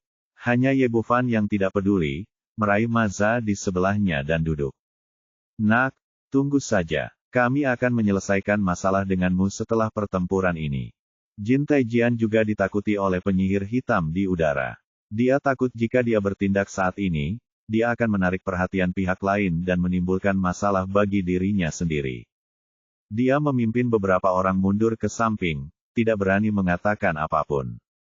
Penyihir kegelapan itu hanya berhenti di udara, lalu melihat platform tinggi dengan bendera warna-warni yang berkibar, dan terbang ke sana dalam sekejap. Pada saat ini, keluarga Park menjadi lebih bersemangat. Park Jisung berkata dengan penuh semangat, "Ayah, lihat, ini pasti penyihir hebat Cilafit yang kami pekerjakan." Park Jae-sang juga sangat gembira saat ini uang tidak sia-sia, penyihir hebat benar-benar ada di sini. Petik 2. Tadinya mereka khawatir uang 200 miliar mereka akan sia-sia, namun kini kedatangan Cilafert langsung meredakan kekhawatiran mereka. Li Haizeng berkata, "Tuan, jangan kaget, ayo pergi dan sapa dia secepatnya." Ya, karena penyihir hebat ada di sini, ayo pergi dan sapa dia secepatnya." Kegembiraan, dan dia memimpin Park Jisung dan yang lainnya untuk segera menyambutnya. Cilafit mendarat dengan kaki di depan platform tinggi, menatap orang-orang di depannya, dan bertanya dengan nada rendah, "Di mana Tuan Ye?" Dia datang ke negeri Bangbang kali ini, jelas bukan karena yang lain perekrutan party, tapi untuk bisa bertemu Ye Bufan. Tuan Ye, mendengar pertanyaannya, Park Zai-siang tertegun sejenak, "Apakah Anda penyihir agung Cilafit?" "Ya, ini saya." "Benar." Menghela nafas, takut dia mengenali orang yang salah, "Izinkan saya memperkenalkan diri, saya Park Jae-sang, kepala keluarga Park. Saya menginvestasikan 100 miliar untuk mempekerjakan Anda datang ke negara Bangbang, dan membayar deposit sebesar 50 miliar di muka." Dia setelah mengatakan ini, orang-orang di sekitarnya terkejut. Sepertinya keluarga Pu telah menghabiskan banyak uang kali ini. Mereka menghabiskan begitu banyak uang untuk mempekerjakan orang yang kuat. Ya Tuhan, tidak heran orang sekuat itu datang ke sini. Mereka benar-benar menghabiskan 100 penuh miliar. Berapa biayanya? Uang. Orang-orang di sekitar saling berbisik, tetapi Cilafit mengabaikannya dan berkata dengan nada kaku, "Itu berarti Tuan Ye tidak ada di sini lagi." Park Zaixiang berkata dengan terkejut, "Tentu saja. Kami adalah keluarga Pu di sini. Di mana Tuan Ye?" Karena dia tidak dapat menemukan Ye Bufan di sini, Cilafit berbalik dan pergi, matanya mengamati seluruh Gunung Qinglong mencari Ye Bufan. Sekarang seluruh keluarga Pu bingung. Bukankah ini orang yang mereka undang dengan banyak uang? Mengapa kamu pergi begitu sampai di sini? Park Jisung berteriak dengan cemas, "Jangan pergi, kami membayar untuk mengundangmu." Cilafit perlahan berbalik dan menatap seluruh keluarga Park dengan mata dingin, "Kamu mengeluarkan uang untuk mengundangku, cocok." Bab 1640. Saya juga ingin tetap low profile, tetapi kekuatan saya tidak memungkinkan. Saat ini, semua anggota keluarga Park tercengang, dan mereka benar-benar bingung dengan apa yang sedang terjadi. Anda jelas sudah menerima uang Anda sendiri dan sudah datang ke negeri Bangbang. Mengapa Anda masih mengatakan bahwa Anda tidak layak? Cilafit mengabaikan mereka. Saat ini, dia sudah melihat Ye Bufan dan berjalan dengan cepat. Karena aura di tubuhnya terlalu kuat, orang-orang memberi jalan kemanapun dia lewat. Di saat yang sama, semua orang di keluarga Pu juga melihat Ye Bufan di lereng bukit. "Tuan, saya mengerti. Li Haizeng tiba-tiba berteriak, sebagai anggota Dewan Kegelapan yang kuat, meskipun dia tidak ingin diketahui dipekerjakan oleh keluarga Pu kami, itu mungkin merusak wajahnya. Tapi setelah mengambil uang itu, Kituan Lafit masih ada yang harus dilakukan. Jika Anda melihat ke sini, Anda akan membunuh anak laki-laki bernama Ye. Setelah mendengar apa yang dia katakan, Park Zaixiang dan yang lainnya tiba-tiba merasa tercerahkan. Pasti begitu. Namun, ini sedikit tidak sesuai dengan perintah yang telah mereka atur sebelumnya, tapi itu tidak masalah. Selama Ye Bufan terbunuh, akan lebih mudah bagi guru suci untuk menghadapinya. Setelah memikirkan semuanya, semua orang di keluarga Pu sangat bersemangat, berdiri di platform tinggi dan menatap Ye Bufan dengan sombong. Park Zixing berteriak dengan penuh semangat, saya mendengar bahwa penyihir hitam itu kejam. Kali ini saya ingin melihat bagaimana anak laki-laki bernama Ye mati. Orang lain di gunung sepertinya memahami semua ini pria di lereng bukit. Jin Taigang dan Cui Mingpu langsung menyingkir, takut Chi Yu akan terpengaruh. Bagaimanapun, aura menakutkan dari penyihir gelap ini terlalu kuat. Melihat Cilafit semakin dekat dengan Ye Bufan, Hua Ruyu menjadi sangat gugup dan segera mengulurkan tangan dan meraih Hua Manlou. Ayah, sepertinya dia datang untuk mencari saudara Xiaofan. Tolong bantu selamatkan saudara Xiaofan. Hua Manlou tampak murung, nak, kami tidak dapat membantumu dalam hal ini. Hua Ruyu berteriak dengan cemas, tidak, selamatkan saudara Xiaofan, atau aku tidak akan pernah memperhatikanmu lagi. Hua Manlou tampak tidak berdaya. Sebelumnya, Jin Taigang dan yang lainnya membuat masalah untuk Ye Bufan, tetapi dia tidak ingin membantu, tetapi sekarang dia benar-benar tidak punya itu kemampuan. Nak, jika ayahmu menemui pria sekuat itu, dia akan mati begitu saja dan itu tidak akan berpengaruh apapun. Jika kamu ingin bertarung melawan penyihir hitam di depanmu, hanya seorang suci bela diri yang bisa melakukannya. Mungkin hanya ahli medis bisa melakukannya. Ini, Hua Ruyu tertegun. Dia tidak menyangka pihak lain begitu kuat. Bahkan ayahnya, yang selalu bangga, menganggap dia bukan tandingannya. Pada saat ini, di bawah pengawasan semua orang, Cilafit telah mendaki lereng bukit dan datang tepat di depan Ye Bufan. Ambil tindakan, penyihir hebat, bunuh anak ini secara langsung. Park Zixing mengayunkan tinjunya dan berteriak dengan penuh semangat, menantikan untuk melihat Ye Bufan dipenggal. Hal yang sama berlaku untuk orang lain. Menurut mereka, pasti sangat berbahaya jika pemuda ini menjadi sasaran penyihir gelap yang begitu menakutkan. Tepat ketika semua orang membayangkan bagaimana penyihir gelap ini akan menyiksa dan membunuh pemuda ini, Cilafit berlutut di depan Ye Bufan sambil menjatuhkan diri. Cilafit telah bertemu Tuan Ye. Suara itu sangat penuh hormat, seolah-olah dia telah melihat dewa di dalam hatinya. Aku. Pemandangan di depanku seperti guntur dari 9 surga yang turun dari langit. Semua orang yang hadir begitu terkejut hingga mereka tercengang seolah-olah membatu. Banyak orang yang benar-benar tercengang. Tidak ada yang mengharapkan hasil seperti itu. Bagaimana mungkin penyihir gelap yang begitu kuat dan pria yang begitu kuat bisa berlutut di hadapan pemuda ini? Jintai tidak jauh dari situ, dan ketika dia melihat pemandangan ini, dia hampir kencing di celana karena ketakutan. Sungguh hebatnya dia bisa membuat penyihir hebat itu berlutut dan menyapa. Dia hanya ingin memprovokasi orang lain dan memberi mereka pelajaran. Cui Mingpu bahkan lebih tak tertahankan lagi dan jatuh ke tanah. Hua Manlou membuka mulutnya karena terkejut, dan hampir jatuh dari batu ketika kakinya terpeleset. Di matanya, budidaya Ye Bufan jauh lebih rendah daripada miliknya. Bagaimana dia bisa begitu dihormati oleh orang-orang kuat di barat? Dan siapa nama penyihir hitam tadi? Panggil dia Tuan Ye. Bukankah pihak lain bermargalin? Apakah saya salah dengar? Atau apakah orang barat tersebut kurang fasih berbahasa Mandarin dan menyebut nama belakang orang lain dengan nama yang salah? Yang paling terkejut adalah anggota keluarga Pu yang berada di platform tinggi. Mereka tidak pernah menyangka bahwa orang barat yang kuat yang mereka undang dengan harga tinggi akan berlutut tanpa mengucapkan sepatah kata pun ketika mereka tiba. Orang ini mengambil 50 miliar miliknya dan kemudian berlutut kepada orang lain. Ini lebih menjijikkan daripada memakan 10.000 lalat. Hanya keluarga Park yang bisa merasakan perasaan ini. Sial, apakah orang ini gila? Bagaimana dia bisa menjadi seperti ini? Park Jisung sangat marah hingga dia hampir menjadi gila. Meskipun Park Jae-sang dan Lee Hae-jung tidak menunjukkannya secara jelas, wajah mereka pucat. Orang yang paling acuh tak acuh di antara penonton hanyalah Ye Bufan. Dia duduk santai di atas kuda poni dan melambaikan tangannya. Baiklah, mari kita tunggu di belakang. Ya, Cilafit berdiri dari tanah dan berjalan ke arah Ye Bufan. Dia berdiri di sana dengan ekspresi yang sangat hormat, seolah-olah dia adalah seorang pelayan yang teliti. Dia telah sepenuhnya ditaklukkan oleh pemuda ini sebelumnya, dan kemudian Ye Bufan membunuh Ratu Vampir dan Ketua Parlemen Kegelapan Valentina. Orang yang paling dihormati di dunia gelap adalah yang kuat. Saat ini, hatinya penuh dengan kekaguman, tanpa sedikit pun rasa jijik.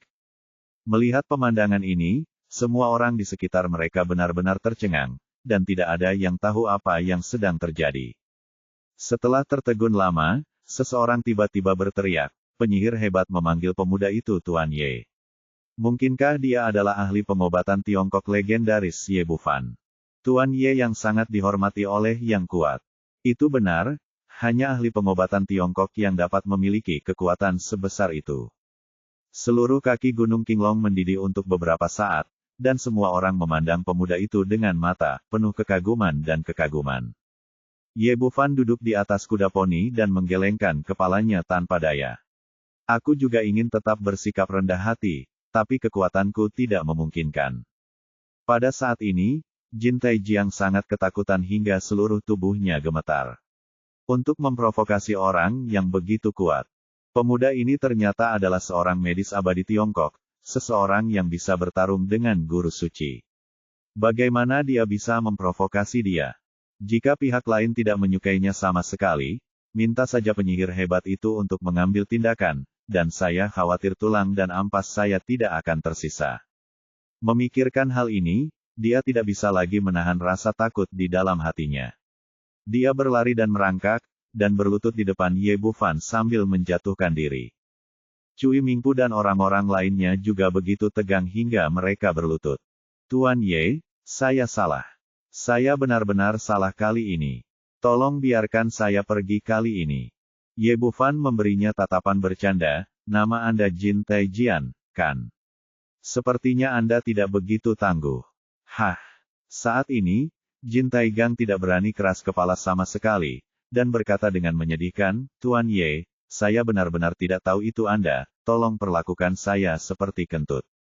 Ye Bufan tidak mau repot-repot berdebat dengan orang sekecil itu, dan langsung melambaikan tangannya, lupakan, pergilah.